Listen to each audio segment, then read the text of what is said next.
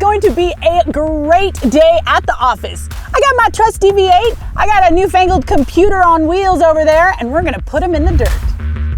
Now, we've already tested this Ford Raptor R against the soon-to-be dead Ram TRX, but I'm curious how it's going to go against the Rivian R1T with that quad motor. All right, so we're gonna do count them, two races. We'll do one on a smooth road, but then we're gonna get to a little bit more of a rough stuff, and we'll see how each truck can handle when the road gets just a little bit bumpy. So hang on to your butts, it's about to get nuts. Now, this isn't actually quite as wackadoo a matchup as you might think. This all-wheel drive performance quad motor from the R1T has got more power than the Raptor R, plus I've got more ground clearance and just a little bit better geometry. Now, in our pavement testing, the Rivian was quicker to 60 miles an hour and it was faster by 0.2 of a second in the quarter mile. However, the Raptor R is much wider, it's much more stable, it has gobs more wheel travel, it is made to go fast out here in the desert. But honestly, you guys, I think it's gonna be real close. I'm not sure what's gonna happen here. So I've got about 10 different drive modes here in the R1T, and I was debating, should I go sport? Should I go rally mode? And I think I'm gonna go rally, right? Because this is a nice flat dirt road.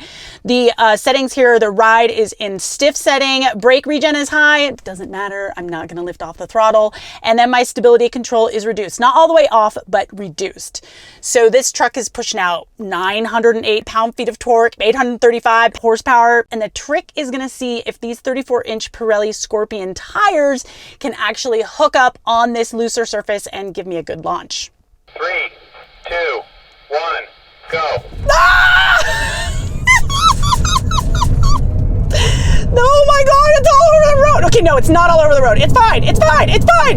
Da, da, da, da, da, da, da, da, da. I am so cool right now. Nope, slow it down. Nope, I gotta lift. It's not, it was all over the road. It was all over the road. Oh my God. Okay, John, that was super scary. What was my time? 22:48. Really? I looked down, I was doing like 103 and it was 22:48. I lost more time on the dirt than I thought I would. Yeah, what was amazing is just how much it started to wiggle once we hit over 100 miles an hour. That was remarkable, dude, that was remarkable. And it was silent. Okay, so the Raptor R's got 700 horsepower, 640 pound-feet of torque. I could put this truck into two-wheel drive, but I know I'm gonna be going pretty freaking fast, so I'm gonna go ahead and keep it in four-wheel drive. That matches the Rivian, also makes me a little bit more comfortable. Baja mode, because of course we're gonna go Baja mode, and we're gonna get that power to hook up through these 37-inch BFG tires. 3, 2, 1, go. Ah! Oh my God, okay, that's pinned. That's pinned, here we go, it's pinned, it's pinned. Okay, no, I feel good, Holy sh. This is faster than the Rivian. This is faster, this is 107, this is 107. I don't even know what to say. Okay, I felt much more comfortable because the truck didn't wiggle as much, and this steering wheel feels so much beefier. Like, normally I'm like, oh yeah, thick steering wheel, whatever. But in that instance, I felt a lot better having that. Okay, John, what was the time there?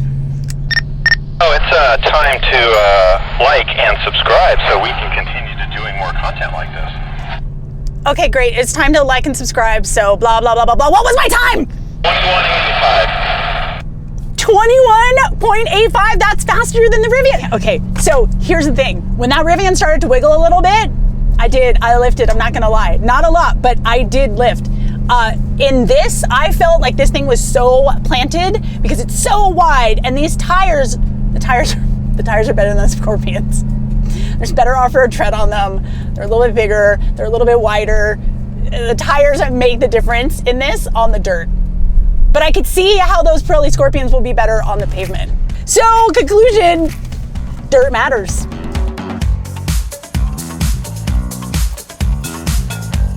But listen, it's not always about just going fast, right? Sometimes you just want to be comfortable on something that maybe is a little bit rougher. So I've marked out a little course here. We're gonna go 25 miles an hour. I've got my favorite Diet Dr. Pepper. I'm gonna put it right here so it gets all of the feelings from the truck, and we'll see just how comfortable this Rivian is. All right, here we go. 25, oh, pretty good. Oh, okay, a little bit of splash there. A little bit of slash. Oh shoot, that's a lot, Okay, here we go. Keeping it at 25. Although from my own perspective right here, it feels pretty good. Oh, yeah, that was a lot. Okay, here we go. Yeah, I mean, normally I'm not really a fan of air suspension because I'm just like, oh, it's just gonna fail at the first beat, but this feels pretty smooth, regardless of what's going on here in my cup. Okay, I know this is a pretty deep one. Oh, there we go. Oh, shoot. Okay, it's fine. Everything's fine. We're all fine. Okay, how much did we lose there? Ooh, how much is that? All right, seems like a lot. But Rivian has put out an over-the-air update to kind of help with the porpoising that the truck used to do, and I have to tell you, it feels a lot smoother than it has in the past. What's great about over-the-air updates is that you're always getting like a new and improved truck all the time, whereas, you know what, with the Raptor R, you drive it off the showroom floor, I mean, that's a truck you're gonna have for the rest of your life.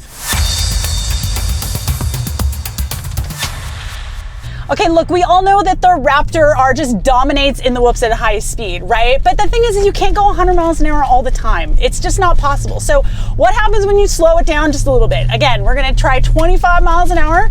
I have filled up my, we're already spilling oh You guys, this is only 25 miles an hour. All right, here we go. I'm feeling good. Now this actually feels a little bit more harsh than the Rivian. I mean, I know we're not really going as fast as this truck wants to go, but it definitely feels much more hard. Oh, jeez.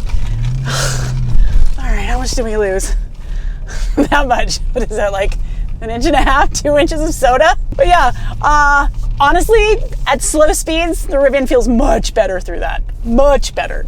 In the end, the Rivian kept more Diet Dr. Pepper in my cup, which is where it belongs. And for a final test, let's look at the chassis flex on both trucks on an improvised Ziggurat. All right, remember I was talking so much about wheel travel? This is a great representation of articulation and the wheel travel that this Raptor has. I mean, you cannot do this in a regular F-150. Look, I can take my fist and I can put it into the springs. Is that dangerous? Just a little bit. But this is why this truck is so great off-road. So you guys, here's really where the Rivian takes a little bit of a nosedive. I've got independent suspension all the way around, so it's never going to flex as good as the Raptor R. Now, having said that, I mean, this is still pretty good. And we got to the exact same spot where the Raptor R did before this wheel lifted off the ground and started to spin. So all in all, for this type of vehicle, it's not too shabby.